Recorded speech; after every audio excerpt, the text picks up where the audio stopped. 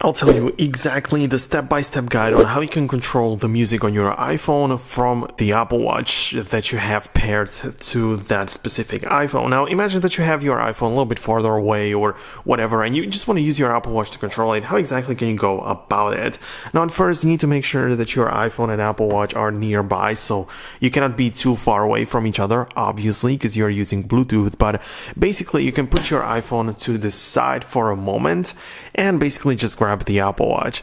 So once you have the Apple Watch like this, what you are supposed to do is to simply locate the app called Now Playing. If you want to get a better understanding or like a better view of all the apps, you can hold down on the screen and switch from grid view to the list view. And right now you can scroll through the apps and find the one which I mentioned, which is Now Playing.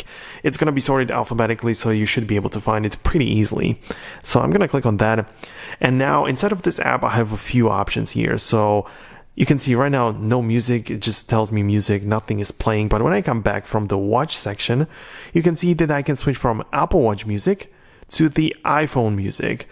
So I can switch from those things. So when I click on iPhone, I can, for example, keep on continuing with the music or the video or whatever I was playing before on my iPhone.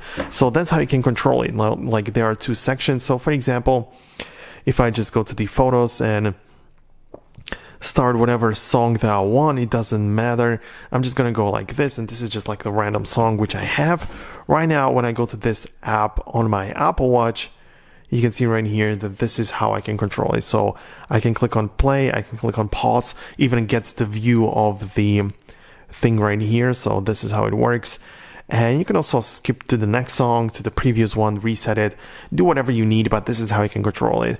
Keep in mind that there are also some other things available, like you can switch from the playing next, you can play with the repeat or the shuffle options, or you can choose a different location. So the iPhone is the audio playback device right now, but you can also switch it to a HomePod, for example, if you have one right from the Apple Watch, or you can play with this a little bit so you can add it to the library or share the song, click on love. So more options are here which are available to you.